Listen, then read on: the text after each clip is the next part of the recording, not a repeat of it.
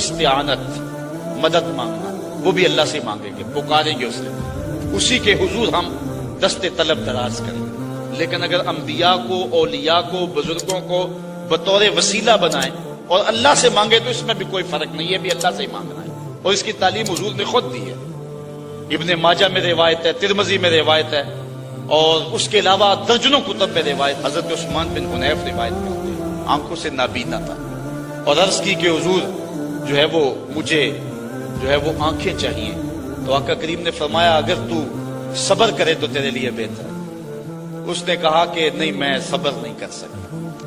ایک خاتون حضور کی خدمت میں آئی جس کو مرگی کے دورے پڑتے تھے، اس نے حضور سے کہا حضور میرے لیے دعا کریں، مجھے مرگی کے دورے پڑتے ہیں، میں بے ہوش ہو جاتی ہوں، عورت ذاتوں پردہ اور سطر بھی کھل جاتا، بال کھل جاتے، تو میرے لیے دعا کریں کہ مجھے مرگی کے دورے نہ پڑے۔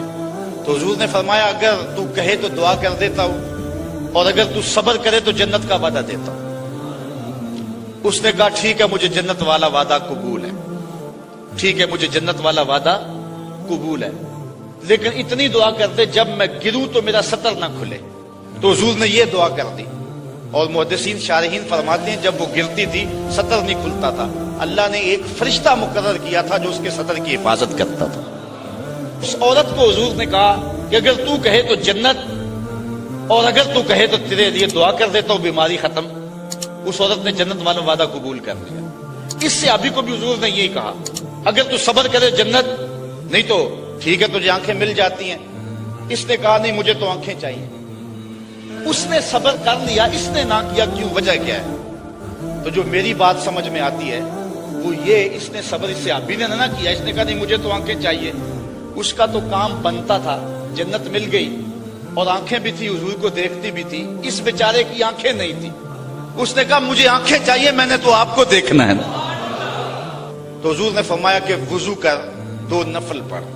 اس کے بعد حضور نے دعا تجویز کی، اور اس دعا کے لفظ ہیں اللہم انی اسألک بحق نبیک، اے اللہ میں تیری بارگاہ میں تیرے نبی کے وسیلے سے دعا مانگتا ہوں۔ یہ حضور نے اس کو دعا خود تعلیم دی، اور وہ جا کے حضور علیہ الصلوۃ والسلام کے بتائے ہوئے طریقے کے مطابق اس نے دعا مانگی۔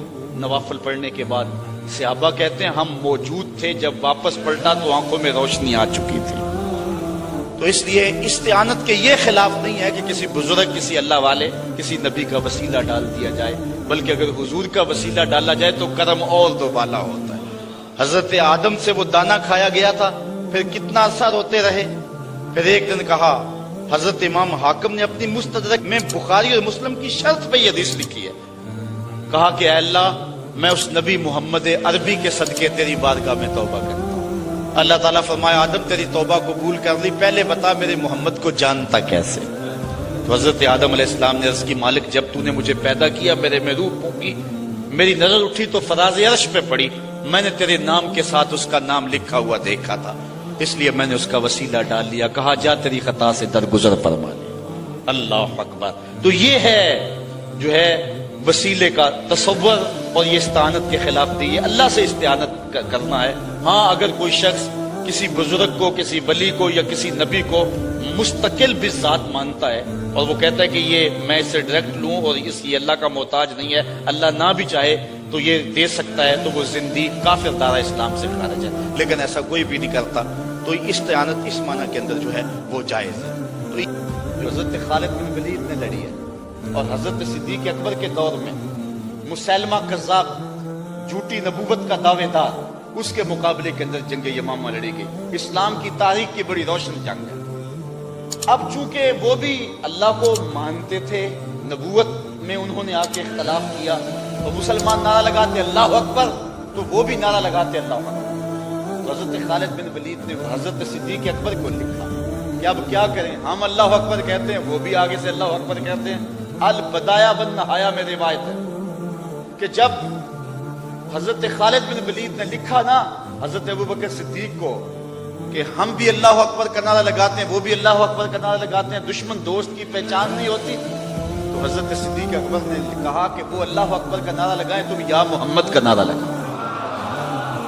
اور ابتدایا بن نہایا کے لفظ ہیں کہ نادا بشعار المسلمین وَكَانَ شِعَارُهُمْ يَوْمَئِذٍ يَا مُحَمَّدَ، سارے مسلمانوں کی پہچان جو لفظ تھے اس لفظوں سے بولنے لگے، ان لفظوں سے پکارنے لگے۔ اس دن مسلمان کی پہچان یہ تھی، یا محمد آؤ، یا محمد آؤ۔ حضرت ابن عمر رضی اللہ تعالیٰ عنہ کا پاؤں سن ہو گیا۔ امام بخاری نے اس حدیث کو روایت کیا المفرد کے اندر۔ تو کسی نے کہا اذکر احب الناس الیک، جو تجھے سب سے زیادہ پیارا لگتا ہے اس کا نعرہ لگا۔ تو حضرت جو ہے وہ ابن عمر نے کہا فقالا یا محمد، اللہ تعالیٰ جل شانہ نے ان کا پاؤں فوراً ٹھیک کر دیا۔ تو یہ امت کا معمول ہے، اگر اس کو ہم شرک کا الزام لگا دیں گے تو پھر امت میں سے کوئی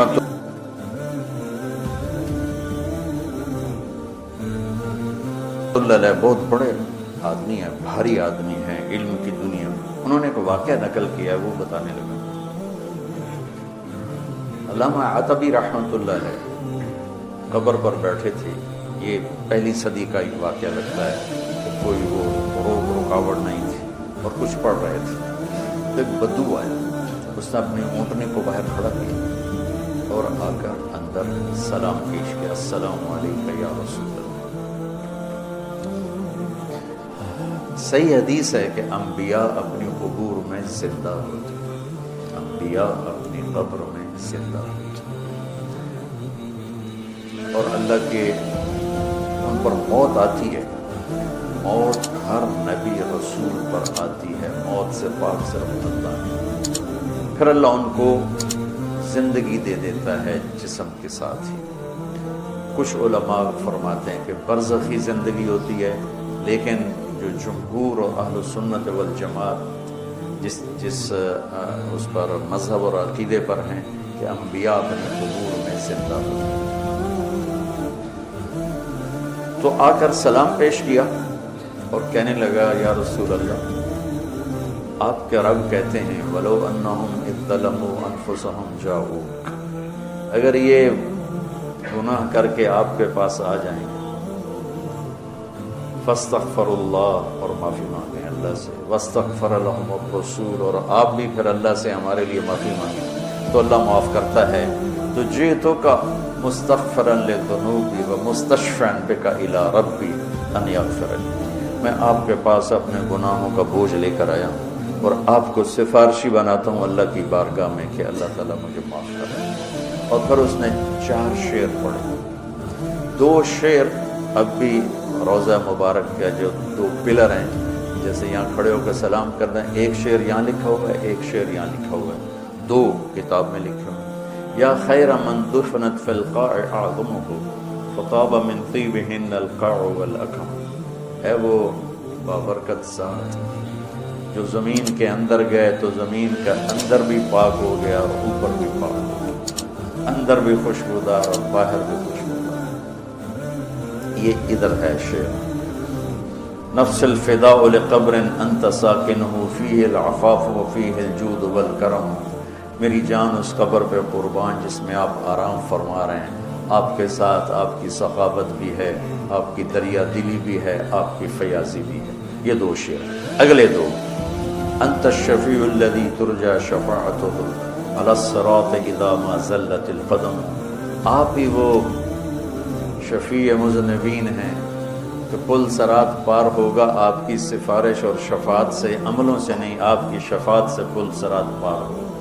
وصاحباک علی انساہما ابدا، اور میں آپ کے دونوں ساتھی ابو بکر عمر کو بھی کبھی نہیں بھول سکتا۔ منی السلام علیکم وما جرت قلم، کیا شعر کہہ گیا اور کیا بات کر گیا، یا رسول اللہ قیامت تک جب تک قلم چلتے رہیں میرا سلام آپ تینوں کو پہنچتا رہے۔ قلم تو کبھی رکتا نہیں، اور آج کل قلم بہت زیادہ چل رہا ہے، کمپیوٹر کتنا بڑا قلم وجود میں آ چکا ہے، تو کیا بات کر گیا، عرب کی فصاحت پہ قربان جاؤں، لہم السن فصیحہ۔ ایران کے بادشاہ نے کہا تھا کہ عربوں میں کیا خصوصیت ہے، تو وہ تھا امیہ بن ابی سلط، اس نے کہا لہم قلوب جریہ وانصاب محفوظہ والسنۃ فصیحہ۔ کہا میرا سلام پہنچے آپ تینوں کو جب تک قلم چلتا رہے، اور پھر وہ روتا ہوا باہر نکلا۔ علامات بھی کو ایک دم نیند آ گئی، تو خواب میں اللہ کے نبی کا دیدار ہوا، کہا عتبی جاؤ اس بدو کو خوشخبری دے دو کہ تیری فریادیں پہنچی اور تیری بخشش ہوگی۔ ہمارے نبی کے معجزات میں ایک معجزہ ہے کہ آپ کی قبر موجود مشہود، باقی جتنے انبیاء ہیں ان کی قبریں یقینی نہیں ہیں۔ ابراہیم علیہ السلام کی قبر موجود ہے اور کئی انبیاء کی قبریں عراق میں، فلسطین میں، لیکن یقین سے نہیں کہہ سکتے کہ واقعی یہ ہیں۔ صرف ہمارے حبیب پاک ہیں جن کی قبر مبارک یقین کے ساتھ ہے، اور آپ کا فیض آپ کے جانے کے بعد بھی دنیا میں چل رہا ہے، جاری اور ساری ہے، اور آپ کا فیض آپ کے جانے کے بعد بھی دنیا میں چل رہا ہے، جاری اور ساری ہے، اور آپ کا فیض آپ کے جانے کے بعد بھی دنیا میں چل رہا ہے، جاری اور ساری ہے۔ اور اللہ تعالیٰ نے ہمیں آپ کا امت ہی بنایا، تو جیسے وہ کر گئے ویسے کر دو، تو اللہ تعالیٰ جب بھی دیکھے گا خوش ہوگا۔